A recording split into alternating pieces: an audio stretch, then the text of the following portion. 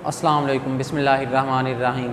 आज का हमारा टॉपिक नाइन्थ फिज़िक्स में नाइन्थ फिज़िक्स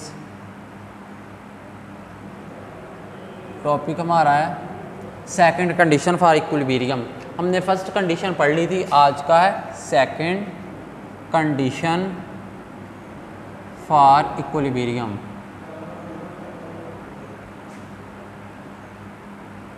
इक्विलिब्रियम की सेकंड कंडीशन। अब जो फर्स्ट कंडीशन थी इक्विलिब्रियम की, sum of all the forces acting on a body is zero, तो then the body said to be in equilibrium. This is the first condition for equilibrium. ये first condition थी equilibrium की। आज हम second condition पढ़ेंगे equilibrium की। जो first condition थी इक्विलिब्रियम की क्या कहती है कि एक बॉडी है, उसके ऊपर जितनी भी फोर्सेस लग रही हैं उनका सम किया जाए वो ज़ीरो हो तो बॉडी इक्विलिब्रियम में होगी। फर्स्ट कंडीशन ये कहती। लेकिन देखा गया बहुत सारे ऐसे केसेस आए जिनमें फर्स्ट कंडीशन जो है जस्टिफाई सही तरीके से नहीं कर पाती, सही तरीके से इंसाफ नहीं कर पाती, नहीं बता पाती कि बॉडी इक्विलिब्रियम में है। फर्स्ट कंडीशन भी सेटिस्फाई हो रही होती, बॉडी इक्विलिब्रियम में भी नहीं होती। फिर क्या किया जाए? मैंने क्या कहा अभी कि इस तरह की भी कंडीशन है कि जहाँ पे फर्स्ट कंडीशन फॉर इक्विलिब्रियम जो है सेटिस्फाई हो रही होती है, बॉडी फिर भी इक्विलिब्रियम में नहीं, तो क्या किया जाए? इसका मतलब फर्स्ट कंडीशन फॉर इक्विलिब्रियम यहाँ पे सेटिस्फाई नहीं हो रही, यहाँ पे ज़रूरत है कि कोई और कंडीशन भी इक्विलिब्रियम की हो, इसीलिए ज़रूरत पेश आई, तो सेकंड कंडीशन फॉर इक्विलिब्रियम ये आ गई। फर्स्ट कंडीशन फॉर इक्विलिब्रियम कब एप्लीकेबल होगी कब नहीं, इसके मुतालिक भी आज पढ़ेंगे। ये हमने डिटेल से पढ़ लिया था लास्ट लेक्चर में कि फर्स्ट कंडीशन फॉर इक्विलिब्रियम क्या है। आज सेकंड पे बात करेंगे, थोड़ा सा रिवाइज हो जाए। फर्स्ट कंडीशन फॉर इक्विलिब्रियम में वो ये था कि एक बॉडी है, एक बॉडी है, ये इसके ऊपर फोर्सेस अप्लाई हो रही,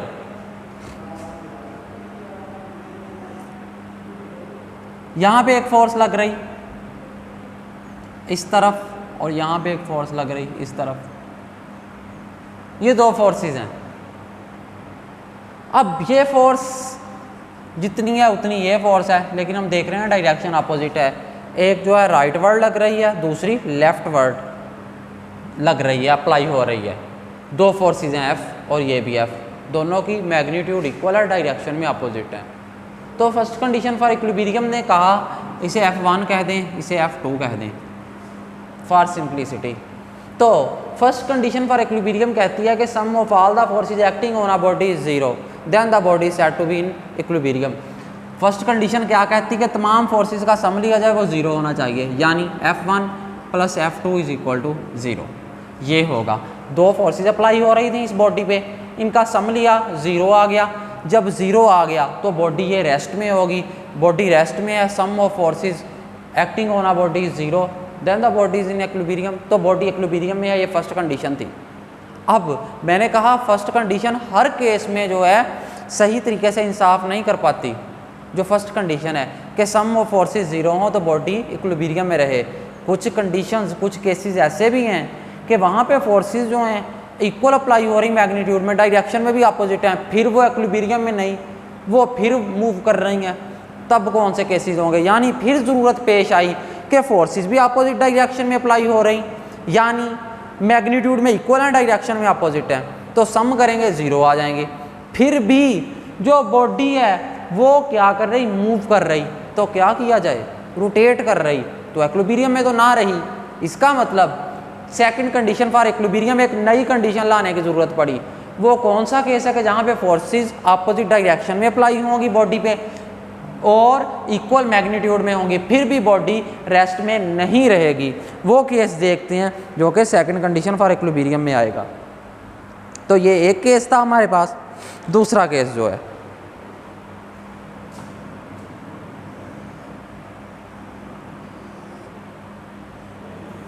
ये एक बॉडी है,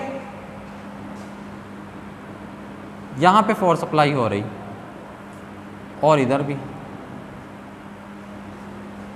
अब ये दोनों फोर्सेस जो हैं F1 F2 मैग्नीट्यूड में इक्वल हैं, डायरेक्शन में अपोजिट हैं। एक जो है राइटवर्ड अप्लाई हो रही, दूसरी लेफ्टवर्ड बाएं तरफ। मैग्नीट्यूड में तो इक्वल है दोनों फोर्सेस। फिर क्या हो रहा, अब ये जो फोर्स है F1 यहाँ पे लगेगी इस पॉइंट पे।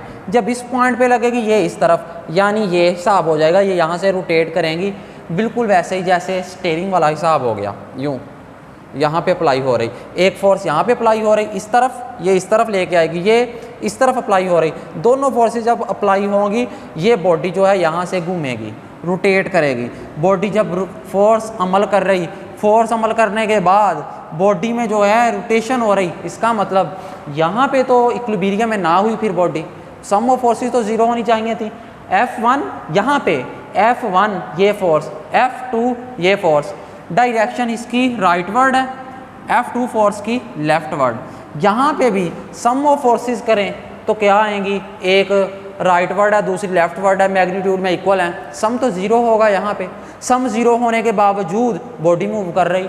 यहाँ पे F1 फोर्स किस तरफ है, राइटवर्ड, F2 फोर्स लेफ्टवर्ड, लेकिन दोनों की मैग्नीट्यूड यहाँ पे भी इक्वल, यहाँ पे भी इक्वल, दोनों केसेस में मैग्नीट्यूड इक्वल, और डायरेक्शन भी इधर F1 की राइट तरफ, इधर भी F1 की राइट तरफ, इधर F2 की लेफ्टवर्ड, इधर F2 की लेफ्टवर्ड। केसेस दोनों वही हैं, लेकिन यहाँ पे अगर देखा जाए ये जो दोनों फोर्सेस हैं ये एक लाइन के अलोंग अप्लाई हो रही हैं। जब एक लाइन के अलोंग अप्लाई होंगी तो ये एक दूसरे के इफेक्ट को कैंसिल कर देंगी, लेकिन यहाँ पे एक लाइन के अलोंग नहीं है। ये फोर्स जो F2 अप्लाई हो रही है ये इस लाइन के अलोंग है, और F1 जो फोर्स अप्लाई हो रही है ये इस लाइन के अलोंग है।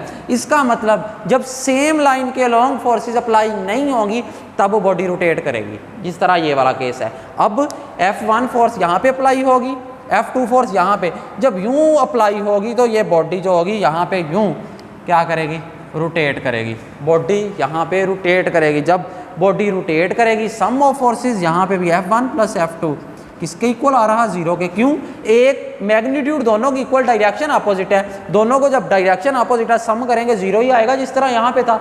यहाँ पे भी सम किया जीरो आया, बॉडी कहाँ एक्विलिब्रियम में है। यहाँ पे फोर्सेस का सम किया जीरो आया, लेकिन बॉडी एक्विलिब्रियम में नहीं है, यहाँ पे रेस्ट में ही है। यहाँ पे बॉडी मूव कर रही, रोटेट कर रही under the action of force, force के अमल करने के बाद। इसका मतलब यहाँ पे फर्स्ट कंडीशन फॉर इक्विलिब्रियम जो है सेटिस्फाई हो रही। यहाँ पे फर्स्ट कंडीशन फॉर इक्विलिब्रियम तो सेटिस्फाई हुई कि sum of forces acting on a body zero, sum of forces zero है, लेकिन बॉडी फिर रोटेट कर रही under the action of forces, forces के जेरे अमल, जेरे साया। तो इसका मतलब ये है कि यहाँ पे ज़रूरत फिर पेश आई कि एक ऐसा केस हो जब फोर्सेस जो हैं अलोंग अ लाइन नहीं अप्लाई हो रही, ये और लाइन के अलोंग अप्लाई हो रही, ये और लाइन के अलोंग अप्लाई हो रही, तो फिर बॉडी रोटेट करेगी। यहाँ पे सम ऑफ फोर्सेस तो ज़ीरो होंगे, लेकिन फिर बॉडी में एक्विलिब्रियम नहीं होगा, बॉडी एक्विलिब्रियम में नहीं रहेगी। फिर यहाँ पे क्या किया जाए कि बॉडी में जो सम ऑफ फोर्सेस हैं वो ज़ीरो हैं, बॉडी फिर भी एक्विलिब्रियम नहीं। यहाँ पे सम ऑफ फोर्सेस ज़ीरो हैं, बॉडी एक्विलिब्रियम में है। क्यों, क्योंकि ये फोर्सेस अलोंग अ लाइन, एक लाइन के अलोंग अप्लाई हो रही थी।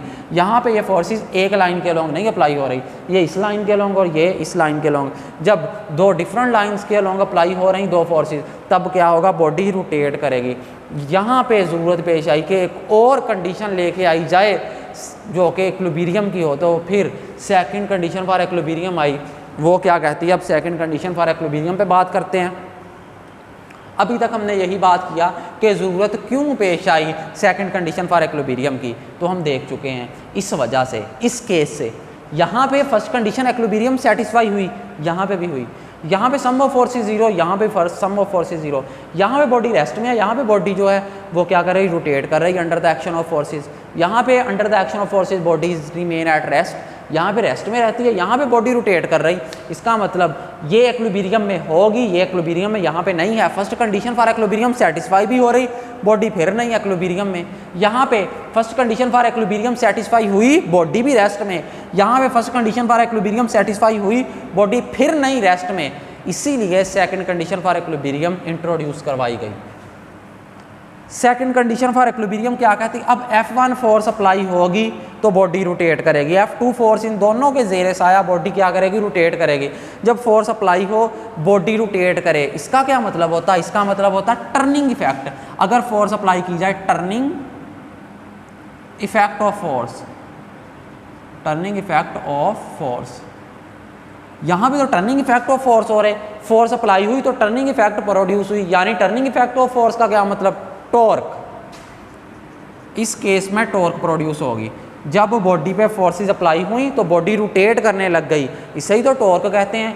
यानी इस कंडीशन में जब एक लाइन के अलोंग जो है फोर्सेस अप्लाई ना हो, सम ऑफ फोर्सेस जीरो हैं, लेकिन एक लाइन के अलोंग नहीं थी तो बॉडी रोटेट करने लग गई under the action of forces, तब यहाँ पे टॉर्क प्रोड्यूस होगी, क्योंकि फोर्सेस अप्लाई हुई, बॉडी रोटेट की। इसका मतलब फोर्सेस ने टर्निंग इफेक्ट प्रोड्यूस किए, turning effect of a force, force के टर्निंग इफेक्ट, फोर्सेस अप्लाई हुई, टर्निंग इफेक्ट प्रोड्यूस हुए, बॉडी टर्न कर गई। इसका मतलब जब बॉडी टर्न कर गई, फोर्सेस अप्लाई हुई, बॉडी टर्न कर गई, तो फिर यहाँ पे टॉर्क प्रोड्यूस होगी। टॉर्क प्रोड्यूस होगी तो F1 फोर्स की वजह से भी कोई टॉर्क होगी और F2 फोर्स की वजह से भी कोई ना कोई फोर्स ज़रूर होगी। F1 फोर्स की वजह से जो टॉर्क है उसे टा1 कह लें, और F2 फोर्स की वजह से जो टॉर्क है उसे टा2 कह लें। अब सेकंड कंडीशन फॉर इक्विलिब्रियम क्या कहती है, sum of torques is equal to zero, के सम ऑफ टॉर्क्स जो है वो क्या होनी चाहिए, जीरो होनी चाहिए। यानी टा1 सेकंड कंडीशन फॉर इक्विलिब्रियम ये कहती प्लस टा2 इज इक्वल टू जीरो। अब इसको मैं लिख सकता हूँ सिग्मा नोटेशन में, sigma tau is equal to zero. ये है सेकंड कंडीशन फॉर इक्विलिब्रियम के sum of torques is equal to zero. किसी बॉडी पे जो टॉर्क्स प्रोड्यूस हो रही हैं फोर्सेस अप्लाई करने के बाद, उनका सम जो है वो जीरो होना चाहिए, ये कहती है सेकंड कंडीशन फॉर इक्विलिब्रियम। यानी resultant torque acting on a body is zero, यूं कह सकते हैं रिजल्टेंट टॉर्क